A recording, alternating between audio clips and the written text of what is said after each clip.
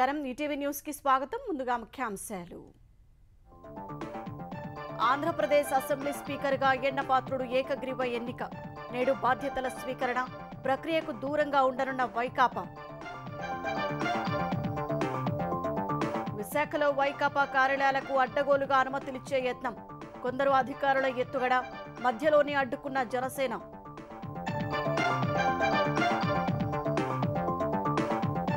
తెలంగాణలో రైతు రుణమాఫీ ప్రక్రియ వేగవంతం 3-4 రోజుల్లో మార్గదర్శకాల జారీ నిబంధనలు స్పష్టంగా ఉండాలన్న కేబినెట్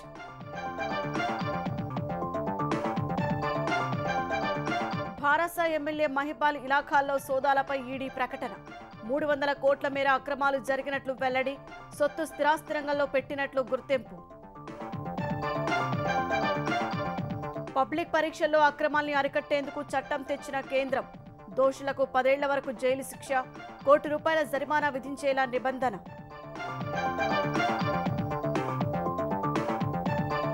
లోక్సభ ప్రొటెం స్పీకర్పై కాంగ్రెస్ ఆరోపణలను తోసిపుచ్చిన కేంద్రం వరుసగా 7 సార్లు గెలవడం వల్లే భర్తృహరిని ఎంపిక చేసినట్లు స్పష్టీకరణ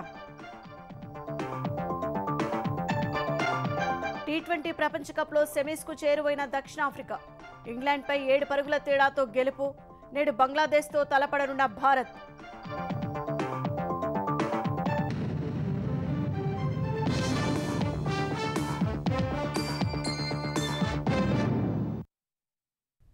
ఆంధ్రప్రదేశ్ శాసనసభాపతిగా ఏకగ్రీవంగా ఎన్నికైన చింతకాయల అయ్యన్నపాత్రుడు నేడు బాధ్యతలు స్వీకరిస్తారు. అసెంబ్లీలో అధికారిక ప్రకటన తర్వాత సభాపతి స్థానంలో ఆసీనులవుతారు. 7 సార్లు ఎమ్మెల్యేగా ఎన్నికైన అయ్యన్న సభా గౌరవానికి భంగం కలగకుండా చూస్తారని ప్రకటించారు. ఆంధ్రప్రదేశ్ 16వ శాసనసభ సమావేశాల్లో రెండో రోజైన ఇవాళ స్పీకర్ ఎన్నిక ప్రక్రియ జరగనుంది. ఉదయం 10:30 గంటలకు సభ సమావేశం కాగానే తొలి రోజు మిగిలిపోయిన సభ్యుల ప్రమాణ స్వీకారం ఉంటుంది. ఆచంట ఎమ్మెల్యే పితాని సత్యనారాయణ, వినుకొండ ఎమ్మెల్యే జీవి ఆంజనేయులు, కాకినాడ ఎమ్మెల్యే వనమాడి వెంకటేశ్వర్లు ప్రమాణం చేస్తారు. తర్వాత సభకు స్వల్ప విరామం ప్రకటిస్తారు. ఉదయం 11 గంటలకు తిరిగి సభ ప్రారంభం కాగానే pro tem speaker Gorantla Butchaiah Chowdary speaker ఎన్నిక ప్రక్రియ చేపడతారు. స్పీకర్ పదవికి చింతకాయల అయ్యన్నపాత్రుడు ఒక్కరే నామినేషన్ వేయడంతో ఆయన ఎన్నిక లాంఛనం కానుంది. ఈ విషయాన్ని ప్రోటెం స్పీకర్ ప్రకటించగానే అయ్యన్నపాత్రుణ్ణి CM Chandrababu, deputy CM Pawan Kalyan, Bhajapa శాసనసభాపక్ష నేతలు కలిసి స్పీకర్ స్థానంలో కూర్చోబెడతారు. ఆ తర్వాత సభానాయకుడైన ముఖ్యమంత్రి చంద్రబాబు స్పీకర్ గురించి ప్రసంగిస్తారు. సీఎం ప్రసంగాన్ని బలపరుస్తూ ఇతర ఎమ్మెల్యేలు కూడా మాట్లాడతారు. వీటికి సభాపతి సమాధానమిచ్చాక అసెంబ్లీ నిరవధిక వాయిదా పడనుంది. అనకాపల్లి జిల్లా నర్సీపట్నం అసెంబ్లీ నియోజకవర్గ ఎమ్మెల్యేగా ప్రాతినిధ్యం వహిస్తున్న అయ్యన్నపాత్రుడికి 4 దశాబ్దాలకు పైగా రాజకీయ అనుభవం ఉంది. 1983లో తెలుగుదేశం ఆవిర్భావంతో రాజకీయాల్లోకి ప్రవేశించిన ఆయన ఒకసారి ఎంపీగా కూడా పనిచేశారు. ఇప్పటి వరకు 5 ప్రభుత్వాల్లో సాంకేతిక విద్య, క్రీడలు, రహదారులు, భవనాలు, అటవీ, పంచాయతీరాజ్ శాఖల మంత్రిగా పనిచేసిన అనుభవమూ ఉంది. 1983 నుంచి ఇప్పటి వరకు దాదాపు 10 సార్లు అసెంబ్లీ ఎన్నికల్లో పోటీ చేసి 7 సార్లు గెలుపొందారు. వచ్చే ఎన్నికల్లో పోటీ చేయబోనని ప్రకటించిన అయ్యన్న చట్టసభలో చివరిసారి సభాధ్యక్ష పదవి దక్కడం అదృష్టమన్నారు. సభా గౌరవానికి భంగం కలగకుండా చూస్తానన్నారు. శాసనసభాపతి ఎన్నికకు దూరంగా ఉండాలని వైకాపా నిర్ణయించింది.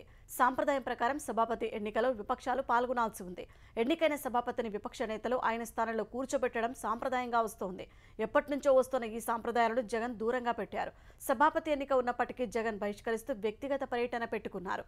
ఈ ఉదయం 10 గంటలకు పులివెందుల వెళ్లనున్నారు. ఆంధ్రప్రదేశ్ డీజీపీగా బాధ్యతలు స్వీకరించిన ద్వారకా తిరుమలరావు ఉప ముఖ్యమంత్రి పవన్ కళ్యాణ్ కలిశారు. మంగళగిరిలోని జనసేన కార్యాలయంలో పవన్ను మర్యాదపూర్వకంగా కలిశారు. ఏపీలో శాంతి భద్రతలు, పోలీసింగ్కు సంబంధించిన అంశాలు ఇద్దరి మధ్య చర్చకు వచ్చాయి. మహిళలపై దాడులు, గంజాయి రవాణా వంటి అంశాల్లో కఠినంగా వ్యవహరించాలని పవన్ డీజీపీకి సూచించినట్లు సమాచారం. ఆంధ్రప్రదేశ్లో అక్రమాల ప్రభుత్వం మారినా కొందరు వైకాపా వీరభక్త అధికారులు మార్పు రావడం లేదు. విశాఖలో అనుమతులు లేకుండా నిర్మించిన వైకాపా కార్యాలయాలకు ఇప్పుడు అనుమతులు ఇచ్చే ప్రయత్నాలకు తెగించారు. గంటల వ్యవధిలోనే సంబంధిత దసరాలు 2 దశల లాగిన్స్ దాటాయి. జనసేన నేతల అప్రమత్తతతో అక్రమ దందాకు అడ్డుకట్టపడింది. ఇది విశాఖ జిల్లా వైకాపా కార్యాలయం. చినగదిలి మండలం ఎండాడలోని సర్వే నంబర్ 175/4లో 2 ఎకరాల స్థలాన్ని 2022 మే నెలలో వైకాపా సర్కార్ కేటాయించింది. ఎకరా 60 కోట్ల రూపాయల విలువ చేసే స్థలాన్ని కేవలం ఏడాదికి 1000 రూపాయల అద్దె చెల్లించేలా 33 ఏళ్ల పాటు లీజుకు రాయించేసుకున్న వైకాపా ఆఘ మేఘాలపై నిర్మాణాలు చేపట్టింది. అధికార మండతో అనుమతులు తీసుకోకుండానే కట్టడాలు పూర్తి చేసింది. సాధారణంగా జీవీఎంసీ నుంచి నిర్మాణ అనుమతులు తీసుకోవాలి. కానీ కలెక్టర్ మల్లికార్జున చైర్మన్ గా ఉన్న VMRDAకు 10,000 రూపాయలు చెల్లించారు. దరఖాస్తు చేసి వదిలేశారు. గడిచిన 525 రోజులుగా మాస్టర్ ప్లాన్ అనుమతులు రాకపోవడంతో దరఖాస్తు లాగిన్ దశలోనే ఉంది. ఈ నెల 20న మధురవాడ జోన్ 2 సచివాలయ ప్లానింగ్ కార్యదర్శి ఎన్రాడలోని వైకాపా కార్యాలయ భవనాల వద్దకు వెళ్లారు. ప్లాన్ ఉందా లేదా అని పరిశీలించారు. అయితే అక్కడున్న ఓ మహిళ ఎప్పుడో భవనం పూర్తయితే ఇప్పుడు ప్లాన్ ఏంటి అని ప్రశ్నించింది. ఏమున్నా ఎంపీ వైవి సుబ్బారెడ్డితో మాట్లాడుకోండి అంటూ సమాధానమిచ్చింది. అప్పటికి వెంకట సుబ్రహ్మణ్యం అనే అధికారి వద్ద సంబంధిత దస్త్రం పెండింగ్ లో ఉంది. ఇక ఈ నెల 20న సాయంత్రం జిల్లా అధికారుల సలహాతో వైకాపా నేతలు ఆఘమేఘాలపై కదిలారు. వైకాపా నేతలు సుమారు 14 లక్షలు చెల్లించారు. ఆ వెంటనే రాత్రి 7:27 VMRDA టౌన్ ప్లానింగ్ లోని సతీష్ అనే ఉద్యోగి లాగిన్ కు దస్త్రం చేరింది. ఆ తర్వాత 3 నిమిషాలకు రామానాయుడు అనే ఉద్యోగికి, మరో 19 నిమిషాల్లో పై అధికారి లాగిన్ కు చేరింది. ఇంకాసేపు ఆగితే అనుమతులకు కావలసిన మిగతా తంతంతా పూర్తయ్యేది. ఈలోపే జనసేన కార్పొరేటర్ మూర్తి యాదవ్ ఫిర్యాదు చేయడంతో టౌన్ ప్లానింగ్ లోని అధికారులు దస్త్రాన్ని నిలిపేశారు. ఇలా ఎప్పుడో పూర్తయిన భవనానికి అధికారులు ఇప్పుడు అనుమతులిస్తూ వైకాపా భక్తి చాటుకునే ప్రయత్నం చేశారు. సామాన్యుడు ఇల్లు కట్టుకుంటే కనీసం ఒక 2 అడుగుల ముందుకు వస్తే ఎప్పటికప్పుడు డెమాలిషన్ చేసేటువంటి టౌన్ ప్లానింగ్ అధికారులు వైసీపీ కార్యాలయాలు కడుతూ ఉంటే జగన్మోహన్ రెడ్డి తొత్తులుగా ఉన్నటువంటి జీవీఎంసీ కమిషనర్ అసలు ఇప్పటి వరకు కూడా అక్రమ నిర్మాణాల మీద ఎందుకు చర్యలు తీసుకోవాలని చెప్పి ఇవాళ కూటమి పార్టీ జనసేన పార్టీ అడుగుతా ఉంది. జీవీఎంసీ కమిషనర్ ఎందుకు నిమ్మకి నీరెత్తినట్టున్నాడో ఇప్పటికీ కూడా కమిషనర్ వైసీపీ కార్యకర్తగా వ్యవహరిస్తున్నారా అని చెప్పి అడుగుతా ఉన్నాం. మేము విశాఖలో ఉన్నటువంటి వైసీపీ కార్యాలయాన్ని జీవీఎంసీకి దరఖాస్తు చేసుకోకుండా VMRDAకి ఎందుకు దరఖాస్తు చేశారు? ఇక అనకాపల్లి జిల్లా వైకాపా కార్యాలయం కూడా అనుమతులు లేకుండానే నిర్మించేశారు. రాజుపాలెం సర్వే నంబర్ 75/3లో గతంలో కాపు కార్పొరేషన్ కు 1.75 ఎకరాల స్థలం కేటాయించి దాని చుట్టూ ప్రహరీ కూడా నిర్మించారు. ప్రజా అవసరాలకు ఉపయోగపడాల్సిన ఆ స్థలాన్ని 2022లో వైకాపా కార్యాలయం కోసం కేటాయించుకున్నారు. ఇక్కడ భవన నిర్మాణాల అనుమతుల కోసం వైకాపా నేతలు పట్టణ ప్రణాళిక అధికారులకు దరఖాస్తు చేసి 351 రోజులవుతోంది. అయినా అనుమతులు రాలేదు. దీనికి జీవీఎంసీ, VMRDA నిధులతో రోడ్లు, విద్యుత్ లైట్లు కూడా జగన్ జమానాలో ఏర్పాటు చేశారు. తెలంగాణలో రైతు రుణమాఫీకి సంబంధించిన మార్గదర్శకాలు 3-4 రోజుల వెల్లడి కానున్నట్లు తెలిసింది. 2018 డిసెంబర్ 12 నుంచి 2023 డిసెంబర్ 9 మధ్య 2 లక్షల రూపాయల వరకు తీసుకున్న రుణాలను మాఫీ చేసేందుకు మంత్రివర్గం ఆమోదం తెలిపింది. దీనిపై ప్రభుత్వ ఉత్తర్వులు వెలువడడానికి కొంత సమయం పడుతుందని ప్రభుత్వ వర్గాలు తెలిపాయి. ఎలాంటి సందిగ్ధత లేకుండా స్పష్టమైన మార్గదర్శకాలు ఉండాలని అధికారులకు మంత్రివర్గం స్పష్టం చేసినట్లు తెలిసింది. శుక్రవారం మంత్రివర్గ సమావేశంలో కేవలం రుణమాఫీ, రైతు భరోసా గురించి మాత్రమే చర్చించినట్లు సమాచారం. పీఎం కిసాన్ యోజన మార్గదర్శకాలను పరిగణలోకి తీసుకుని రుణమాఫీని అమలు చేయనున్నారు. అయితే అందులో ఉన్న మార్గదర్శకాలు పూర్తిగా కాకుండా ఎక్కువ మంది రైతులకు ప్రయోజనం కలిగేలా తెలంగాణలో రుణమాఫీ అమలుకు మంత్రివర్గం నిర్ణయం తీసుకున్నట్లు తెలిసింది. మార్గదర్శకాలు సోమవారం వెలువడే అవకాశం ఉన్నట్టు తెలుస్తోంది. రైతు రుణమాఫీపై కాంగ్రెస్ ప్రభుత్వం ఇచ్చిన మాట ప్రకారం సాహసోపేతమైన నిర్ణయం తీసుకుందని వ్యవసాయ శాఖ మంత్రి తుమ్మల నాగేశ్వరరావు తెలిపారు. వాగ్దానాలు అమలు చేస్తున్న ప్రభుత్వానికి, మంత్రిమండలికి రైతుల పక్షాన ఆయన ధన్యవాదాలు చెప్పారు. విభజన చట్టంలోని హామీలు సహా తెలంగాణకు రావాల్సిన బకాయిలు, కొత్త పథకాలకు నిధులు కేటాయించాలని కేంద్రాన్ని తెలంగాణ ప్రభుత్వం కోరనుంది. కేంద్ర పూర్తిస్థాయి బడ్జెట్ కసరత్తులో భాగంగా ఆర్థిక మంత్రి నిర్మలా సీతారామన్ ఇవాళ నిర్వహించనున్న సమావేశంలో ఉప ముఖ్యమంత్రి మల్లు భట్టి విక్రమార్క పాల్గొననున్నారు. తెలంగాణలో కొత్త ప్రభుత్వం ఏర్పాటైన తర్వాత జరుగుతున్న తొలి బడ్జెట్ కసరత్తు సమావేశంలో రాష్ట్రానికి సంబంధించిన పలు అంశాలను భట్టి ప్రస్తావించనున్నారు. ప్రత్యేకించి విభజన చట్టంలోని హామీలు నెరవేర్చాలని, వెనుకబడిన ప్రాంతాలకు ఇచ్చే నిధులు సహా ఇతర బకాయిలు విడుదల చేయాలని కోరనున్నారు. హైదరాబాద్ మెట్రో రైలు విస్తరణ, మూసీ నది ప్రక్షాళన, ఫార్మా క్లస్టర్ల ఏర్పాటు, స్కిల్ యూనివర్సిటీకి బడ్జెట్లో కేటాయింపులు చేయాలని కేంద్ర ఆర్థిక మంత్రిని కోరనున్నారు. వీటితో పాటు రుణాలు, ఇతర అంశాలకు సంబంధించిన వెసులుబాటు కూడా ఇవ్వాలని డిప్యూటీ సీఎం భట్టి విక్రమార్క కేంద్ర ప్రభుత్వాన్ని కోరే అవకాశం ఉంది. జీఎస్టీ కౌన్సిల్ సమావేశంలోనూ ఆయన పాల్గొంటారు. ప్రతిపక్షంలో ఉన్నప్పుడు సింగరేణి గనుల వేలాన్ని వ్యతిరేకించిన రేవంత్ రెడ్డి ఇప్పుడు ముఖ్యమంత్రి అయ్యాక ఎందుకు వ్యతిరేకించడం లేదని భారత కార్యనిర్వాహక అధ్యక్షుడు కేటీఆర్ ప్రశ్నించారు. తెలంగాణలో బొగ్గు గనులను సింగరేణి సంస్థకు కేంద్రం నేరుగా కేటాయించాలని, పీసీసీ అధ్యక్షుడిగా మాట్లాడిన రేవంత్ ఇప్పుడు మౌనం వహించడం అనేక ప్రశ్నలకు తావిస్తోందని అన్నారు. ఉప ముఖ్యమంత్రిని పంపించి మరీ సింగరేణి గనుల వేలంలో పాల్గొనడం ప్రభుత్వంతో పాటు కాంగ్రెస్ పార్టీ అవకాశవాదాన్ని తలపిస్తోందని కేటీఆర్ ఆక్షేపించారు. గనుల వేలం విషయంలో మారిన వైఖరిని ప్రజలకు వివరించాలని, దీని వెనుక ఉన్న ఒత్తిడిలేంటో ప్రజలకు చెప్పాలని కేటీఆర్ డిమాండ్ చేశారు. తెలంగాణ గనుల వేలం ద్వారా మొత్తం సింగరేణి సంస్థ ప్రైవేటు పరం అవుతుందని, పెట్టుబడుల ఉపశమనకు దారి తీస్తుందనే అంశాన్ని రేవంత్ రెడ్డి అంగీకరిస్తా లేదో చెప్పాలన్నారు. గుజరాత్, ఒడిశా తరహాలో తెలంగాణలో ప్రభుత్వ రంగ సంస్థ సింగరేణికి గనులను కేంద్రం ఎందుకు కేటాయించడం లేదని ఆయన ప్రశ్నించారు. ఈ విషయంలో కేంద్ర ప్రభుత్వ వైఖరిని రాష్ట్ర ప్రభుత్వం ఎందుకు ప్రశ్నించలేకపోతోందని నిలదీశారు. ప్రజల దృష్టి మరల్చేందుకే బారాస ఎమ్మెల్యేల ఇంటికెళ్లి ఫిరాయింపుల నాటకానికి సీఎం రేవంత్ రెడ్డి తెరలేపారని కేటీఆర్ ఆరోపించారు. మైనింగ్లో ప్రభుత్వానికి పటాన్చెరు బారాస ఎమ్మెల్యే గూడెం మహిపాల్ రెడ్డి, ఆయన సోదరుడు మధుసూదన్ రెడ్డి 39 కోట్ల నష్టం కలిగించినట్లు ఎన్ఫోర్స్మెంట్ డైరెక్టరేట్ అధికారులు గుర్తించారు. మొత్తం 300 కోట్ల మేర అక్రమాలు జరిగినట్లు వెల్లడించారు. సంతోష్ శాండ్, సంతోష్ గ్రానైట్ కంపెనీల ద్వారా అక్రమాలు కొనసాగించారని ఈడీ పేర్కొంది. మైనింగ్ పేరుతో పెద్ద ఎత్తున అక్రమాలకు పాల్పడ్డారనే సమాచారంపై మహిపాల్ రెడ్డి సోదరుడు నివాసాల్లో సోదాలు నిర్వహించిన ఈడీ 19 లక్షల రూపాయల నగదు గుర్తించింది. ఈ మేరకు ఎమ్మెల్యే మహిపాల్ రెడ్డి, ఆయన సోదరుడు నివాసాల్లో జరిగిన సోదాలపై ఈడీ ప్రకటన విడుదల చేసింది. బ్యాంకు ఖాతాలో కూడా అక్రమ లావాదేవీలను గుర్తించామని, అక్రమ మార్గాల్లో డబ్బు మొత్తాన్ని స్థిరాస్తి రంగంలో పెట్టుబడులుగా పెట్టినట్టు వివరించింది. బినామీ పేర్లతో లావాదేవీలను ఈడీ గుర్తించింది. మరికొన్ని బ్యాంకు లాకర్లను తెరవాల్సి ఉందని, మహిపాల్ రెడ్డి సోదరులకు పలువురు బినామీలుగా ఉన్నట్టు బయటపడిందని ఈడీ అధికారులు పేర్కొన్నారు. దేశంలో పేపర్ లీకేజీ వివాదం ముదురుతున్న నేపథ్యంలో పరీక్షల్లో జరిగే అక్రమాలను అరికట్టేందుకు కేంద్రం కఠిన చట్టాన్ని అమల్లోకి తీసుకొచ్చింది. Public examinations prevention of unfair means bill 2024 చట్టాన్ని అమల్లోకి తెచ్చింది. ఇది శుక్రవారం నుంచి అమల్లోకి వస్తున్నట్లు గెజెట్ నోటిఫికేషన్ విడుదల చేసింది. ఈ చట్టం ప్రకారం ఎవరైనా చట్ట విరుద్ధంగా పరీక్షా పేపర్లను అందుకున్నా, ప్రశ్నలు జవాబులను లీక్ చేసినా, పరీక్ష రాసే వారికి అనుచితంగా సాయం చేసినా, కంప్యూటర్ నెట్వర్క్ను ట్యాంపరింగ్ చేసినా, నకిలీ పరీక్షలు నిర్వహించినా, నకిలీ ప్రవేశ పరీక్షా కార్డులు జారీ చేసినా నేరంగా పరిగణిస్తారు. కారకులకు 5 నుంచి 10 ఏళ్ల వరకు జైలు శిక్ష, ₹1,00,000 వరకు జరిమానా విధించడానికి వీలుంది. ఇందులో భాగస్వాములు వ్యవస్థీకృత నేరానికి పాల్పడినట్లు రుజువైతే వారి ఆస్తులు జప్తు చేస్తారు. పరీక్ష నిర్వహణకైన ఖర్చును వసూలు చేస్తారు. ఇక నుంచి పేపర్ లీకేజీ కేసులను ఈ చట్టం కింద నమోదు చేస్తారు. ఈ ఏడాది ఫిబ్రవరిలో చట్టం చేసినా ఎన్నికల కారణంగా అమలు తేదీని ప్రకటించలేదు. తాజా పరిణామాల నేపథ్యంలో ఈ చట్టాన్ని అమల్లోకి తెస్తూ కేంద్ర సిబ్బంది వ్యవహారాల శాఖ నోటిఫికేషన్ జారీ చేసింది. నీట్ పేపర్ లీకేజీ అంశాన్ని పార్లమెంటులో గట్టిగా ప్రస్తావిస్తామని కాంగ్రెస్ పార్టీ తెలిపింది. నీట్ ప్రశ్నాపత్రం లీకేజీ కుంభకోణాన్ని స్వయంగా పార్లమెంటులో లేవనెత్తి విద్యార్థులకు న్యాయం జరిగేలా కేంద్రంపై ఒత్తిడి తీసుకొస్తారని ఆ పార్టీ అగ్రనేత రాహుల్ గాంధీ తెలిపారు. నీట్ పేపర్ లీకేజీపై నిరసనలు జరుగుతున్న వేళ విద్యార్థులు, వారి తల్లిదండ్రులతో రాహుల్ సమావేశమయ్యారు. ఇందుకు సంబంధించిన వీడియోను సామాజిక మాధ్యమాల ద్వారా పంచుకున్నారు. ప్రధాని మోదీ, ఎన్డీఏ మంత్రుల అసమర్థత వల్లే దేశంలో లక్షల మంది విద్యార్థుల భవిష్యత్తు అగమ్యగోచరంగా మారిందని రాహుల్ ఆరోపించారు. ఇలాంటి కుంభకోణాల కారణంగా విద్యార్థులు వారి విలువైన సమయాన్ని కోల్పోతున్నారని మండిపడ్డారు. పేపర్ లీకేజీలు విద్యార్థుల మానసిక ఆరోగ్యంపై తీవ్ర ప్రభావం చూపుతోందన్నారు. వీటికి వ్యతిరేకంగా పోరాటం చేసి యువతకు అండగా ఉంటామని రాహుల్ హామీ ఇచ్చారు. 7 ఏళ్లలో 70 ప్రశ్నాపత్రాలను లీక్ చేశారని కాంగ్రెస్ అధ్యక్షుడు మల్లికార్జున ఖర్గే ఎక్స్ ద్వారా ఆరోపించారు. 2 కోట్ల మంది యువత భవిష్యత్తును భాజపా నాశనం చేసిందని మండిపడ్డారు. ప్రపంచంలో అత్యధికంగా యువత ఉన్న భారత్లో యువత నైపుణ్యాన్ని పెంచాల్సిన భాజపా ప్రభుత్వం వారిని మరింత బలహీనపరుస్తుందని ఆ పార్టీ ప్రధాన కార్యదర్శి ప్రియాంక గాంధీ అన్నారు. భాజపా అవినీతి దేశాన్ని నిర్వీర్యం చేస్తోందని ఆరోపించారు.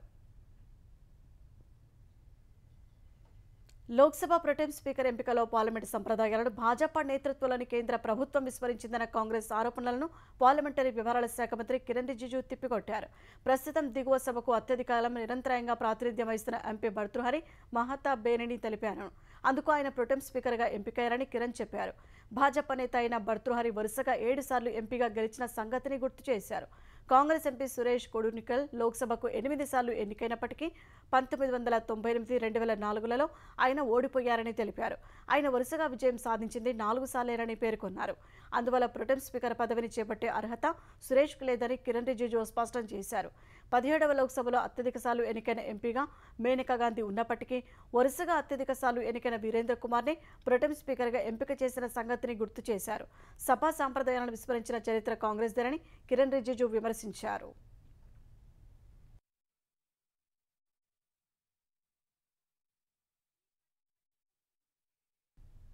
ముఖ్యమంత్రి చంద్రబాబు అధ్యక్షతన ఇవాళ తెలుగుదేశం పార్లమెంటరీ పార్టీ సమావేశం కానుంది. పార్టీ కేంద్ర కార్యాలయం ఎన్టీఆర్ భవన్లో సాయంత్రం 4 గంటలకు జరగనున్న ఈ సమావేశంలో తెలుగుదేశం పార్లమెంటరీ పార్టీ నేతను చంద్రబాబు ప్రకటించనున్నారు. ఇప్పటికే రామ్మోహన్ నాయుడు, పెమ్మసాని చంద్రశేఖర్ కేంద్ర మంత్రులుగా బాధ్యతలు స్వీకరించగా పార్లమెంటరీ పార్టీ నేత ఎవరనే దానిపై ఆసక్తి నెలకొంది. ప్రస్తుత లోక్సభలో తెలుగుదేశం పార్టీకి 16 మంది ఎంపీల బలం ఉంది.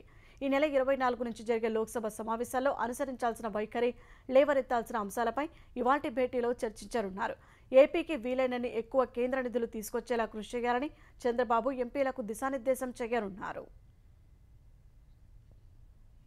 గుంటూరు ప్రజలు ఇచ్చిన విజయం, సీఎం చంద్రబాబు సహకారంతో వచ్చిన పదవితో ఆంధ్రప్రదేశ్ అభివృద్ధి చేసేందుకు తన వంతు కృషి చేస్తారని కేంద్ర గ్రామీణాభివృద్ధి, టెలికాం శాఖ సహాయ మంత్రి పెమ్మసాని చంద్రశేఖర్ అన్నారు. మంత్రి పదవి చేపట్టిన తర్వాత తొలిసారి గుంటూరు జిల్లాకు వచ్చిన పెమ్మసాని నగరంలో జరిగిన ఆత్మీయ సమావేశంలో పాల్గొన్నారు. ఈ కార్యక్రమానికి గుంటూరు లోక్సభ నియోజకవర్గ పరిధిలోని పలువురు ఎమ్మెల్యేలు కూడా హాజరయ్యారు. అవినీతి రహిత పాలన, పేదరికం లేని సమాజం, ఆత్మాభిమానంతో కూడిన అభివృద్ధి సాధించేందుకు కృషి చేస్తారని ఈ మంత్రి పెమ్మసాని చెప్పారు. ఏపీని అన్ని రంగాల్లో అభివృద్ధి చేసేందుకు కూటమి ప్రభుత్వాలు సిద్ధంగా ఉన్నాయని పేర్కొన్నారు. ఒక అమరావతి డెవలప్మెంట్ కానీ, గుంటూరులో మిగిలిపోయినటువంటి బ్రిడ్జిలు కానీ, లేకపోతే ఈ రాష్ట్రానికి కావాల్సినటువంటి ఏ పథకాలైనా కూడా ఢిల్లీలో ఉన్న ప్రతి ఒక్కరిని కలిసి గత 5-10 సంవత్సరాల్లో ఈ రాష్ట్రం ఎంత నష్టపోయిందో లెక్కలతో సహా వివరించి ఈ రాష్ట్రానికి ఎన్నో కొన్ని ప్రాజెక్టులు తీసుకొచ్చే బాధ్యత కూడా నేను తీసుకుంటాను. ఎంత కష్టమైనా కూడా మీ అందరికీ అందుబాటులో ఉంటానని కూడా మీ అందరికీ తెలియజేసుకుంటా ఉన్నాను. ఆంధ్రప్రదేశ్లో ఐఏఎస్, ఐపీఎస్ అధికారుల స్థానచలన ప్రక్రియ కొనసాగుతోంది. గవర్నర్ కార్యదర్శిగా హరి జవహర్లాల్ను నియమిస్తూ ప్రభుత్వం ఉత్తర్వులు జారీ చేసింది. ఏపీఎస్ఆర్టీసీ ఎండీగా డీజీపీ ద్వారకా తిరుమలరావుకు అదనపు బాధ్యతలు ఇస్తూ ఆదేశాలిచ్చింది. దేవాదాయ శాఖ ప్రత్యేక ప్రధాన కార్యదర్శిగా ఆ శాఖ కమిషనర్ సత్యనారాయణకు అదనపు బాధ్యతలు అప్పగించింది. దేవాదాయ శాఖ ప్రత్యేక ప్రధాన కార్యదర్శి కరికాల వలవన్ రాజీనామాను ప్రభుత్వం ఆమోదించింది. ఉద్యోగ విరమణ తర్వాత కూడా కరికాల వలవన్ సర్వీసును కొనసాగిస్తూ గత ప్రభుత్వం ఉత్తర్వులు జారీ చేయగా కొత్త ప్రభుత్వ ఆదేశాల మేరకు కొన్ని రోజుల క్రితం కరికాల వలవన్ రాజీనామా చేశారు. మరోవైపు వయోజన విద్యా డైరెక్టర్ నిధి మీనాకు ఇంటర్ విద్యాశాఖ కమిషనర్గా అదనపు బాధ్యతలు అప్పగిస్తూ ప్రభుత్వం ఉత్తర్వులు జారీ చేసింది. సమగ్ర శిక్ష రాష్ట్ర డైరెక్టర్ బి శ్రీనివాసరావుకు పాఠశాల విద్యా మౌలిక సదుపాయాల విభాగం కమిషనర్గా అదనపు బాధ్యతలు అప్పగించింది. పరిశ్రమల శాఖ ముఖ్య కార్యదర్శి యువరాజ్కు గరుడ శాఖ ప్రత్యేక ప్రధాన కార్యదర్శిగా అదనపు బాధ్యతలు ఇచ్చింది. ఆ శాఖ నుంచి గోపాలకృష్ణ ద్వివేదిని రిలీవ్ చేసింది. పశుసంవర్ధక శాఖ కార్యదర్శి M M Nayak AP dairy development cooperative federation ఎండీగా అదనపు బాధ్యతలు అప్పగించింది. ఆ బాధ్యతల నుంచి బాబు ఏను రిలీవ్ చేసింది. కృష్ణా జిల్లా గుడివాడలో వార్డు వాలంటీర్ల ఫిర్యాదు మేరకు మాజీ మంత్రి కొడాలి నాని, ఆయన సన్నిహితులపై పోలీసులు కేసులు నమోదు చేశారు. సమావేశాలు నిర్వహించి తమపై ఒత్తిడి చేయడం, పదే ఫోన్లు చేసి వైకాపా నేతలు టార్చర్ చేశారని వాలంటీర్లు తమ ఫిర్యాదులో తెలిపారు. తమతో బలవంతంగా రాజీనామా చేయించారని వాలంటీర్లు చేసిన ఫిర్యాదుపై గుడివాడ 1 టౌన్ పోలీసులు కొడాలి నాని, ఆయన సన్నిహితుడు దుక్కిపాటి శశిభూషణ్, గుడివాడ వైకాపా అధ్యక్షుడు గొల్ల శ్రీనుపై వివిధ సెక్షన్ల కింద కేసులు నమోదు చేశారు. ఆంధ్రప్రదేశ్లో డయేరియా నివారణ చర్యలపై డిప్యూటీ సీఎం పవన్ కళ్యాణ్ ఆదేశాలతో ప్రభుత్వ యంత్రాంగంలో కదలిక వచ్చింది. డయేరియా కట్టడిపై వివిధ శాఖల అధికారులతో CS Neerabh Kumar Prasad video conference నిర్వహించారు. ప్రజలకు రక్షిత తాగునీరు అందేలా చూడాలని కలెక్టర్లను ఆదేశించారు. మంచినీటి పైప్లైన్లో ఓహెచ్ఎస్ఆర్ లీకేజీలు లేకుండా చూడాలని స్పష్టం చేశారు. 217 నీటి వనరులలో కాలుష్యం ఉన్నట్టు గుర్తించినట్టు వెల్లడించారు. జూలై 1 నుంచి ఆగస్టు 31 వరకు డయేరియా నియంత్రణపై రాష్ట్ర వ్యాప్తంగా ప్రచారం నిర్వహించాలని సూచించారు. పంచాయతీరాజ్, గ్రామీణాభివృద్ధి, గ్రామీణ నీటి సరఫరా, మున్సిపల్, ఆరోగ్య శాఖలు సమన్వయంతో పనిచేయాలని పేర్కొన్నారు. గత 4 నెలల్లో గుంటూరు, విజయవాడ, కాకినాడ, జంగారెడ్డిగూడెం ప్రాంతాల్లో డయేరియా ప్రబలి అనేక మంది అనారోగ్యం పాలవడంపై సీఎస్ సారా తీశారు. ఫిబ్రవరిలో ఒక వ్యక్తి డయేరియాతో చనిపోయారని గుర్తు చేసిన సీఎస్ ఇలాంటి ఘటనలు పునరావృతం కారాదన్నారు. తెలంగాణలో 2018లో జరిగిన అసెంబ్లీ ఎన్నికల్లో విజయం సాధించిన గంగుల కమలాకర్ ఎన్నికపై దాఖలు చేసిన పిటిషన్లో అడ్వకేట్ కమిషన్ ముందు హాజరు కావాలని భాజపా అభ్యర్థి, ప్రస్తుత కేంద్ర మంత్రి బండి సంజయ్కు హైకోర్టు ఆదేశాలు జారీ చేసింది. అడ్వకేట్ కమిషన్ ముందు హాజరై సాక్ష్యం ఇవ్వని పక్షంలో గంగుల కమలాకర్పై దాఖలు చేసిన పిటిషన్ను మూసివేస్తామని స్పష్టం చేసింది. 2018 నాటి ఎన్నికల్లో కరీంనగర్ నుంచి భారత అభ్యర్థిగా గంగుల కమలాకర్ ఎన్నికను సవాల్ చేస్తూ 2019లో భాజపా అభ్యర్థి బండి సంజయ్ హైకోర్టులో పిటిషన్ దాఖలు చేశారు. ఇందులో ఇరుపక్షాల సాక్ష్యాల నమోదుకు హైకోర్టు అడ్వకేట్ కమిషన్ నియమించింది. కమిషన్ ముందు వాంగ్మూలం ఇవ్వడానికి బండి సంజయ్ పలుమార్లు గడువు తీసుకున్నారు. గత ఏడాది సెప్టెంబర్లో జరిమానా కూడా విధించింది. ఈ నేపథ్యంలో శుక్రవారం మరోసారి విచారణ చేపట్టగా బండి సంజయ్ తరపు న్యాయవాది వాదనలు వినిపిస్తూ పిటిషనర్ కేంద్ర మంత్రిగా బాధ్యతలు స్వీకరించినందున అధికారిక కార్యక్రమాలతో బిజీగా ఉన్నారని, మరికొంత గడువు కావాలని కోరారు. అడ్వకేట్ కమిషన్ ముందు హాజరవడానికి బండి సంజయ్కు మరో అవకాశం ఇస్తూ విచారణను జూలై 8కి వాయిదా వేసింది. నిర్దేశించిన సమయంలో హాజరు కాకపోతే పిటిషన్పై విచారణ మూసివేస్తామని హైకోర్టు పేర్కొంది. గాజాలో ఇజ్రాయెల్ బలగాల భీకర దాడులు కొనసాగుతున్నాయి. ఇజ్రాయెల్ జరిపిన దాడుల్లో 25 మంది పాలస్తీనియన్లు మృతి చెందారు. రఫా నగరానికి ఉత్తరాన నిరాశ్రయ పాలస్తీనియన్లు ఏర్పాటు చేసుకున్న గుడారాలపై ఇజ్రాయెల్ దళాలు శుక్రవారం విరుచుకుపడ్డాయి. ఆ దాడుల్లో 25 మంది మృతి చెందగా మరో 50 మంది తీవ్రంగా గాయపడ్డారని గాజా ఆరోగ్య శాఖ వెల్లడించింది. సురక్షిత జోన్గా ఇజ్రాయెల్ ప్రకటించిన ప్రాంతానికి అత్యంత చేరువలో తాజా దాడులు జరిగినట్లు తెలిపింది. ఇప్పటి వరకు ఇజ్రాయెల్ దాడిలో 37,430 మంది పాలస్తీనియన్లు మరణించినట్లు వెల్లడించింది. దాదాపు 85,650 మంది గాయపడినట్లు పేర్కొంది.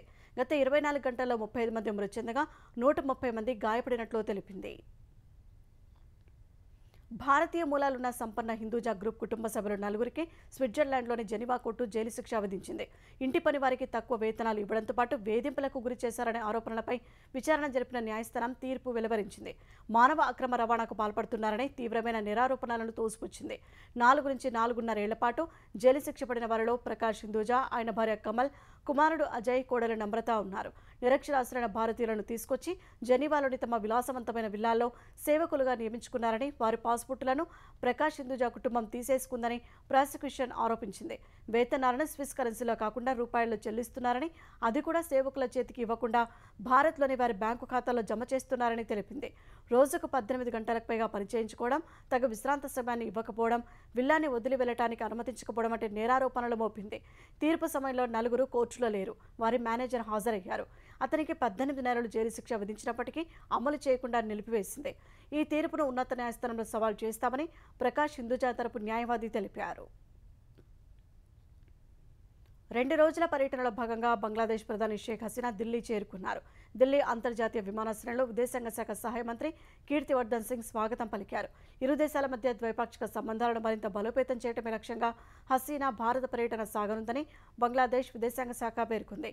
ఇవాళ ప్రధాని నరేంద్ర మోదీతో భేటీ కానున్న హసీనా ద్వైపాక్షిక అంశాలపై చర్చలు జరపనున్నారు. అనేక రంగాల సహకారం దిశగా ఒప్పందాలు చేసుకోనున్నట్లు తెలుస్తోంది.